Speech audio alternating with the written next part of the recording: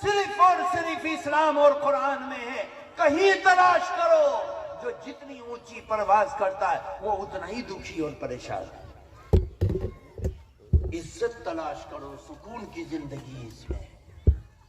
اللہ کے قرآن سے جڑو, قرآن سے محبت کرو, قرآن سے جڑنے والے بنو, قرآن پڑھنے والوں سے محبت کرنے والے بنو.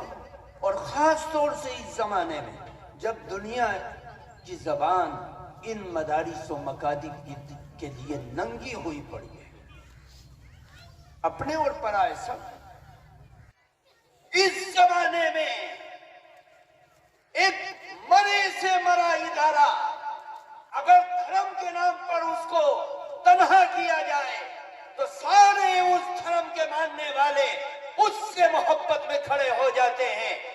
مسلمان اس ملک میں دیکھنے والا دیکھ رہا ہے کہ قرآن کی ایک درسگاہ کو مٹانے کے لیے اوپر سے لے کر نیچے تک ایڑی چوٹی کا زور لگانے کی, کمزور کرنے کی, انکوائری کرنے کی, دیکھ ریکھ کرنے کی, اس کو تحقیق کرنے کے پیچھے لگے ہوئے ہیں.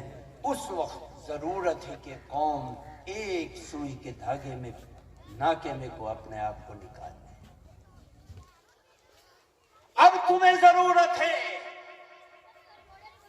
تمہاری محبتوں کی ضرورت ہے کہ نبی کی کتاب کی حفاظت کے لیے اپنے آپ کو تیار کر لو اور اس محبت میں کھڑے ہو کہ اللہ کے قرآن کی حفاظت ان پتھروں, اینٹوں, ٹین کے شیڈوں, زمین کے پلاٹوں کا نام مدرسہ نہیں.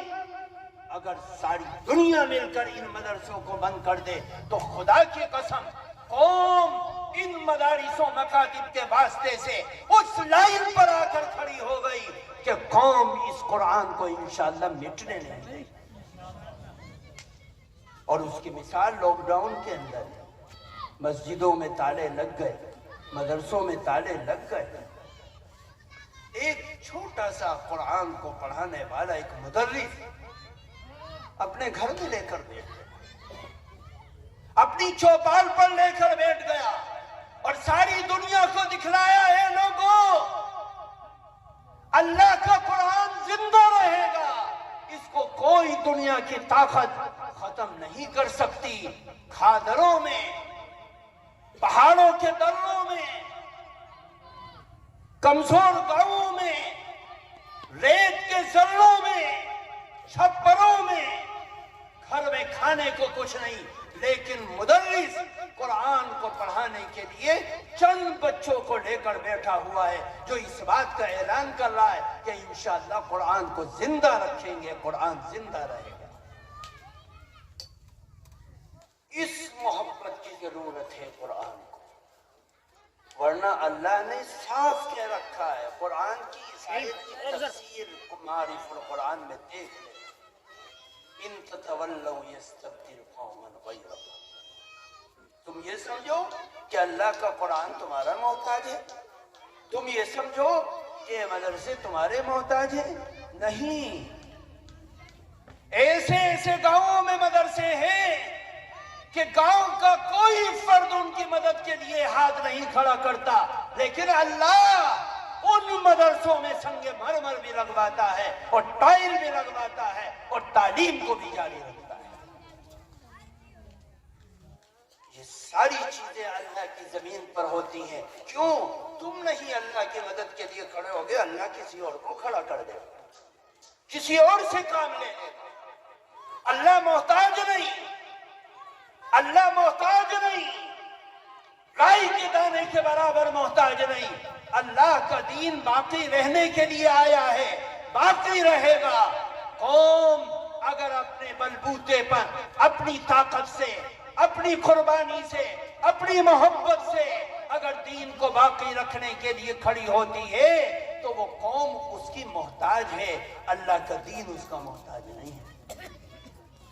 میرے دوستو, بزرگوں, اللہ تعالیٰ کا شکر ادا کرتے ہیں اور ان پڑھنے والے بچوں سے محبت کر کے ان اداروں کو طاقتور بناؤ,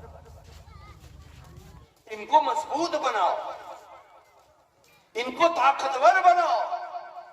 तुम्हारे बच्चे आकर पढ़ रहे हैं, घर पर टाइल भी है, पत्थर भी लगा हुआ है और रंगो रोगन भी है और ठंडे कमरे भी हैं, लेकिन वो बच्चा जब मदरसे में मकतब में आता है, छप्पर में बैठता है, तो वो 2-4 दिन पढ़ता है, दिल उचाट हो जाता है, धूल धंकार में अल्लाह का कुरान पढ़ता है। जो उस कुर्बानी को बर्दाश्त कर ले अल्लाह ताला उसको चमका देता है। लेकिन बहुत से लोग कहा कि तुम्हारी मस्जिदें तुम्हारे घरों से अच्छी होनी चाहिए, ताकि तुम अपने घरों से जब निकल कर मस्जिद में आओ तो मस्जिद के आराम की वजह से मस्जिद से निकलने को जी ना चाहे। अगर तुम्हारे घर अच्छे होंगे और मस्जिद कमजोर होगी तो तुम मस्जिद में ऐसे आओगे जैसे पिंजरे में परिंदे को बंद कर दिया गया कि सलाम फिरा और इस तरीके से भागते हैं जैसे पिंजरे का दरवाजा खोल दिया और परिंदे उसमें से उड़ रहे। अगर इन मदरसों को अच्छा बनाओगे, इनकी तामीर का, तरक्की का, इनको मजबूत करने की फिक्र करोगे तो तुम्हारे बच्चे खुद कहेंगे कि मैं स्कूल में नहीं मदरसे में पढ़ना चाहता।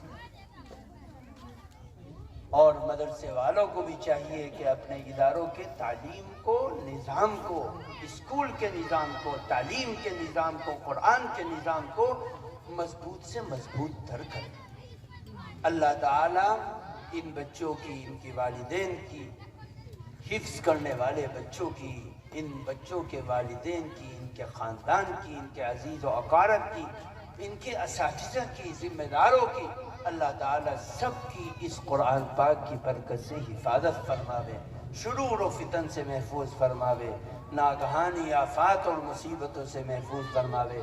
दीगर उलमा इज़ाम यहाँ तशरीफ़ फरमा है, ख़ास तौर से कारी साहब और मौलाना हसन हुक्कानी साहब और दीगर उलमा मौजूद हैं। मैं उनसे दरख्वास्त करता हूँ वो बयान भी करें और दुआ भी करें इंशाअल्लाह।